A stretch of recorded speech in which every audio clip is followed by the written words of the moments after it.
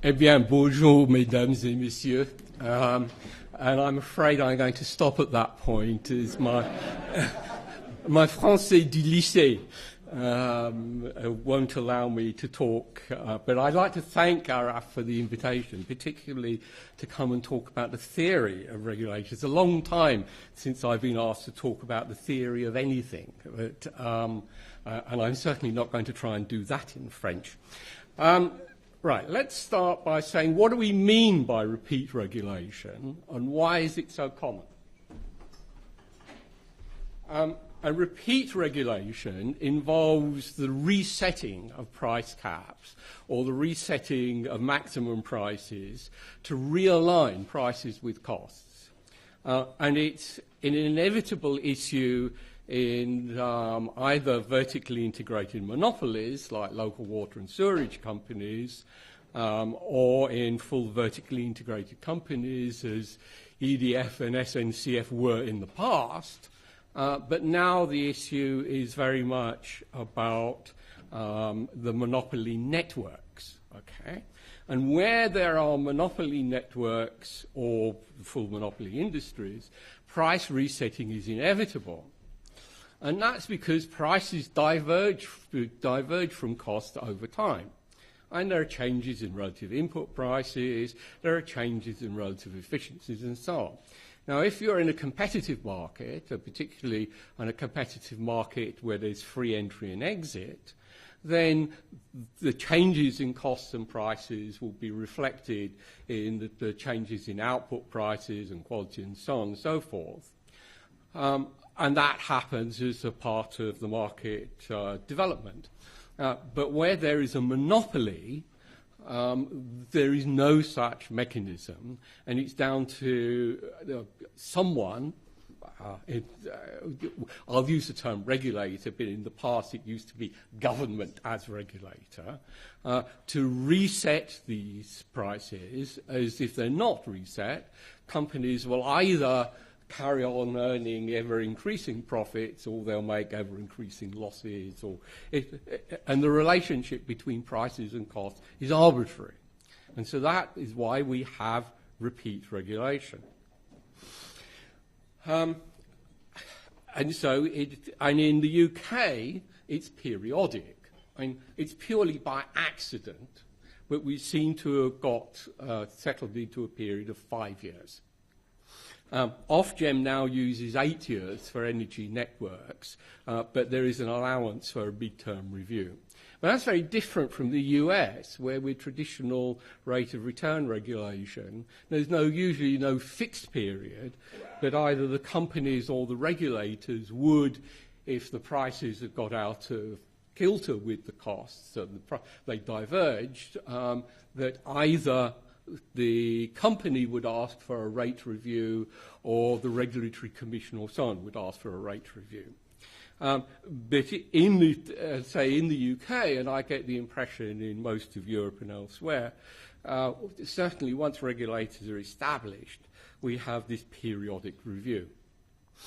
Now, Martin Cave mentioned the original Littlechild report, and he rightly said that never discussed repeat regulation or the resetting of the price cap. It looked as though from the report that he thought that competition would develop sufficiently quickly that you would only need this one period. However, in 1986, Stephen Littlechild was also asked about how to set RPI minus X in the water and sewerage industry. That's a much less well-known report.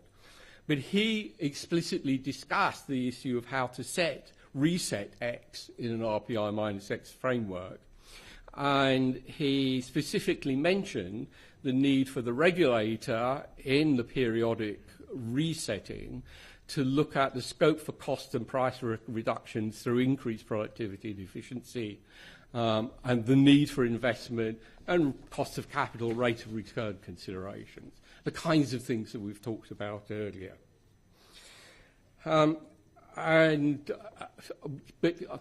I was involved in a conference just recently for the 30th anniversary of the Littlechild Telecom report, but we had one 10 years ago in 2003, and it was clear to a lot of us that repeat price cap regulation, it was not a new and completely different form of regulation, but it had become a forward-looking, incentive-based price cap where there was a major rate of return element. Essentially, the price cap and the rate of return were opposite sides of the same coin, particularly if you had a fair amount of cost pass-through. Martin mentioned there were questions about the regulatory asset base. There's a lot of interest in regulatory asset base, and I've written about it recently. You can find longer and shorter versions of what I've written. But the key thing about the regulatory asset base is it does provide a financial method of linking, and particularly linking assets and rates of return and so on. And the important thing is that any changes in the regulatory asset base and its updating rules should be transparent and predictable. And there should be no retrospective big change significant change to the regulatory asset base. Otherwise, that causes major problems for investors and so on. In the work that I did, I had access to Moody's cost of debt, and they had very heavily marked down the Netherlands energy regulator, who had previously had a good record because the Netherlands energy regulator had suddenly, without much advance warning, cut a lump from the regulatory asset base. So whatever the rules are in terms of railways and other French industries, as Martin said, it doesn't matter what the initial rules are, but it's the updating that's important. And that plays a really important role in repeat price regulation. Now, this is the bit of theory. I'm going to use the words that everyone has used up to now about information asymmetry. What exactly do we mean about information asymmetry? The point is that the companies and their managers know much more about their costs, prices, potential efficiency gains than the regulator ever can. What's more, the companies have very strong incentives so as not to have too challenging targets, only to present the information that the regulator, that they feel they have to give the regulator, and not additional information. We have this expression in English that people know where the bodies are buried, right? the dead bodies. So, and the companies know where the dead bodies are buried. They know why they died, okay? And the regulator usually can't or won't or doesn't. And so the issue is that, taking account of all of this, that regulation becomes a strategic game between the regulator and the regulated companies. Okay? What's more, with repeat regulation, is it's a repeated game. And it's what's known as a non-zero sum repeated game. In other words, if the game all works out very well, the consumers on whose behalf the regulator is acting, they will gain, and the companies will gain in that way. But repeated games, particularly non-zero sum ones, are very complex. They have many possible solutions, and they could easily go wrong. The most important point about them is that they depend on establishing reputation, trust, and effective signalling. So Coca-Cola and PepsiCo, I should say, this kind of thinking is very well developed in economist theory of oligopolies, industries where there are only a very few players. And there are lots of examples. And among the classics are Coca-Cola against Pepsi-Cola, or McDonald's against Wendy hamburgers, or so on. But there's also this repeated non-zero-sum game development was the basis of a lot of analysis for the Cold War. And in fact, the founder of this method of analysis, John von Neumann, he was heavily involved from about 1944 in this, to the extent that when in the mid-50s he was dying, he was kept in a room where no one could go near who didn't have security clearance in case he gave away secrets in his delirium. Anyway, the point about this is the framework in which I think we need to consider repeat regulation. Now, if you take this line of argument, companies always prefer to turn regulatory reviews as far as possible into general negotiations, where everything is on the table, and the regulator is always saying, well, that's very interesting, but please can you provide the information and so on. The opposite side of the coin is that regulators want and need to structure price resetting within a common formula, and with common formula, common procedures and decision-making, particularly decision-making basis. And in terms of transparency and predictability, which are the key issues of regulatory governance, that gets very important. So starting in the 1990s, in the UK, we developed yardstick regulation, which was based to a considerable extent on econometric benchmarking of efficiency. Now, that really began and was most attractive if we were talking about electricity or gas distribution companies, where there were about 10 of them. It was much, much more difficult with single national networks, where you have to do international comparison. And Cécile Georges referred earlier to the questions of how do you compare a flat country with a mountainous country or different populations. But so that yardstick of regulation was based. It was originally yardstick regulation based on operating costs. It was very difficult at that time to bring capital expenditure into this, which raised the capex biases we've talked about. However, when you did this, I remember there were 10 companies, and at that time we only had cross-section data. We didn't have longitudinal data, panel data. So you were trying to fit equations for operating expenditure with about 10 observations. So these equations usually weren't very good. The panel data only became available kind of sometime later. But by 2003-05, regulators were becoming more pessimistic about how much weight this benchmarking could take, and in particular how far it solved the information asymmetry problems. And this was most obvious in energy and water. There have been two main sets of proposed solutions. They've both already been in the UK, and they've both already been mentioned today. The first is menu regulation, which is one of what I call set of information revelation devices, and the second is negotiated settlements. Now, I'm going to go into a little bit of detail on all of these, but the way of thinking about them is that menu regulation, which is a derivation, as Martin explained, from an extremely elegant piece of economics by Lafont-Tirole. And the second is negotiated settlements, which is the latest attempt by Stephen Littlechar to try and abolish monopsony regulation. But the first is an essentially technocratic solution, and it works within the framework of existing regulation.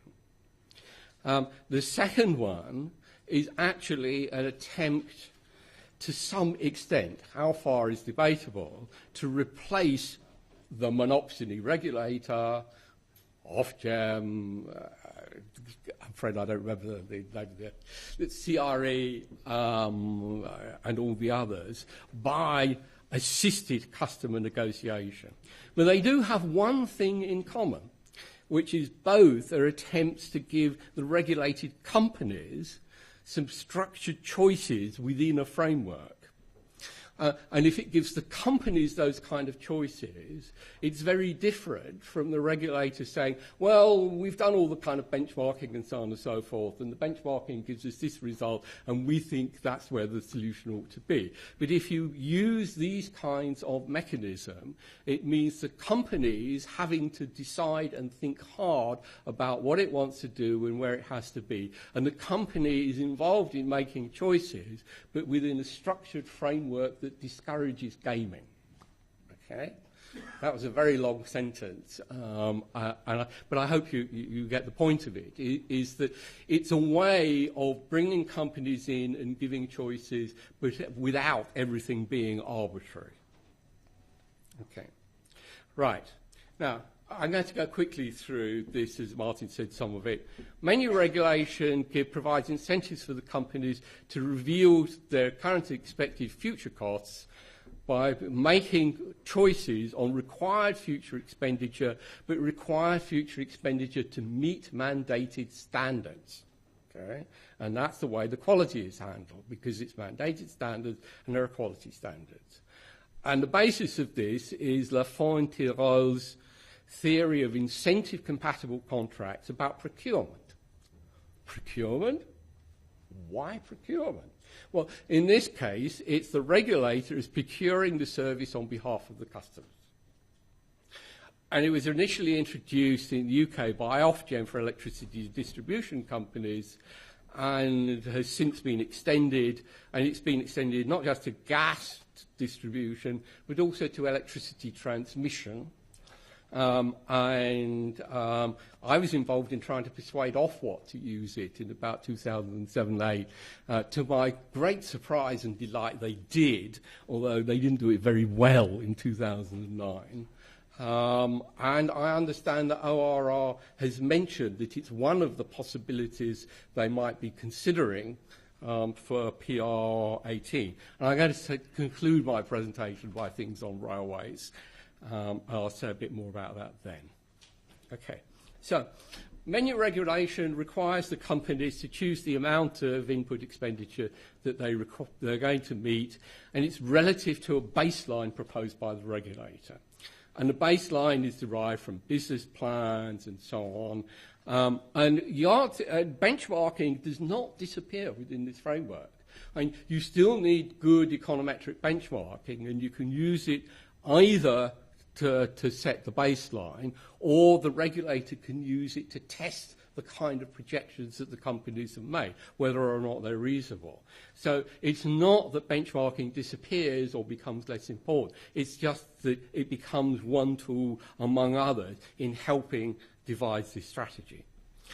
And in menu regulation, the companies choose between the lower expenditure allowance, which if they beat the target and meet the more standards, deliver the required outputs more efficiently, they earn a higher rate of return, and conversely, the other way. And the point is that the lower the expenditure allowance, the closer it is to pure price cap, and the more they ask for a higher expenditure allowance and get fewer benefits if they keep it, the closer it is to cost plus rate of return.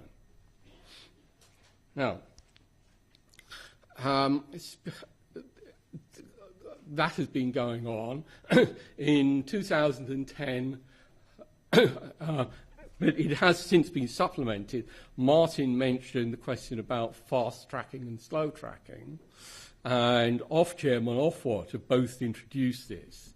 And it's a question where strong performers, with people and who companies who have performed well in the past, have strong business plans, a good path track, and effective consultation with consumers, and effective consultation with all the relevant consumers, and they can demonstrate it's effective, they will get fast-tracked. Poor performers who perfunctory customer negotiations and so on get slow-tracked. And there's some in the middle. The point is, in the fast track, they say so long as the bids and so on look as though they're going to be convincing and work, very little time needs to be spent negotiating or discussing with the company on the details of the regulatory proposals. On the other hand, if you're slow-tracked, you get quizzed over every single kind of variable, and there are the ones in the middle. So it's a question of the burden of proof on the companies and the amount of management time. And we had the question earlier about what does regulation cost. But one of the most important questions in and around is what does regulation cost the companies? And in a really, really drawn-out regulatory process, it can cost the companies a very great deal of time, particularly in strategic management thing. And so the cost to a company of being slow-tracked can be quite considerable, and the benefits to the company of being fast-tracked are also quite considerable. And actually, some of the evidence is from Ofgem that fast-track and slow-track, again, it's an information revelation device, and it hasn't replaced menu regulation, they keep it. But the fast-track and the slow-track, if anything, have stronger incentive effects. As it pushes the companies to provide the kind of information and in a structured way that allows comparisons and so on, these the burden of regulation. Now, menu regulation has often been criticised as too complex. The fashionable phrase is it's desperately wonkish. Qu'est-ce que c'est le français pour wonkish? Tell me afterwards. And to the extent that in 2010, I think it was, the Ofgem Rio review, the chief executive of Ofgem, when announcing this, said, we're going to simplify regulation and we're going to look particularly hard at these complex incentive mechanisms like menu regulation that no one understands. That was before not just menu regulation got continued for the electricity distribution companies, but it got extended to the other companies. Now, we got asked the question, why do we, what are the benefits of regulation and so on? To which one of the answers is, well, actually, they provide benefits and no one ever says they ought to go. And in this case, menu regulation, everyone said, oh, it looks awful and complicated, but actually regulators wanted to use it. Is it does tackle the asymmetry of information directly and practically, and it reduces the incentives for gaming and strategic behaviour, but while recognising in essence uncertainty. Now, negotiated settlements. Stephen Littlechild has been promoting these negotiated settlements, which imply negotiations. And there are various examples. It was the 2003 conference I mentioned where he first came up with this suggestion for the UK. It's talking about Florida, but it also had been done by FERC. And constructive engagement, which is a less formal negotiation, was used by the airports regulator, the CAA in the UK, in 2009. And Littlechild argues that it provides a different philosophy of regulation, which is more productive, less costly and risky, leading to better understanding with more acceptable and often innovative outcomes. Well, maybe. Actually, I'm more of a fan, I'm less of a critic of all of this than some other people. The interesting thing is, particularly, the most convincing case is with FERC, which is talking about interstate pipelines. So you have interstate gas pipeline companies who are negotiating with large, well-informed gas companies. And it is a very, very different story once you start involving household consumers. And the process still involves considerable input from the regulator. It's not the regulator disappeared. And there are, because the industries are regulated, there are legislators, the regulator has to ensure that the legal requirements are all met. And it has to ensure that you can still have new entry. And as I mentioned earlier, the real question is, who do we mean by the customers? And in many cases, most obviously in rail, the question of who the customers are is very difficult. So for that kind of reason, the UK regulators like Ofgem and Ofwat have opted for consumer engagement and much more in customer engagement within the regulatory framework rather than scrapping it all and having negotiated settlements. However, as someone mentioned earlier, the Scottish water regulator has gone further, and I'm going to be a bit more than that. I'm going to be about. I have a 1 minute sign, but I want to say something about railways. So I'm going to be running late and will incur the necessary penalty. So what that means is that, going to this last point, everyone agrees that much more discussion with final customers is necessary and so on. But that does not solve the strategic game. Okay? If the theme of this talk is how do you resolve the strategic game, then it's very important.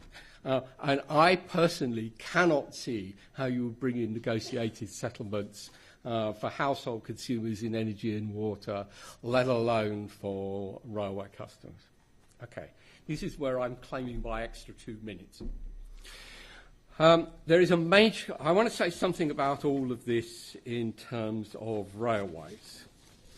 And the key point is with railways, is that railways, in virtually all industries, in all countries, passenger railways are heavily subsidised. Okay.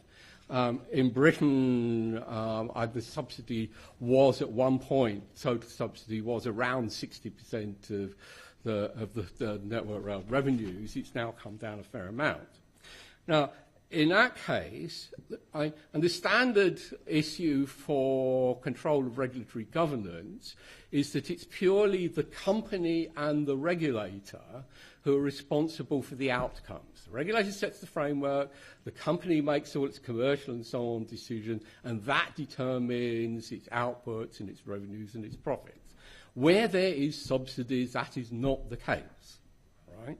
Because where there is subsidies is that as soon as the regulator sets a challenging target, the company goes to the ministry and says, look what this terrible new regulator is doing to us. Do you really think that this is a great idea? Martin talked about this in the context of Royal Mail, which is also subsidised.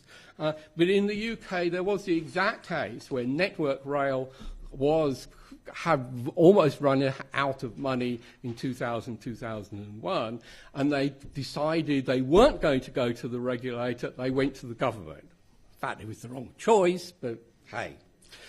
But what it means is the government is always a much more active partner in regulatory decisions and so on than it is in the other infrastructure industries.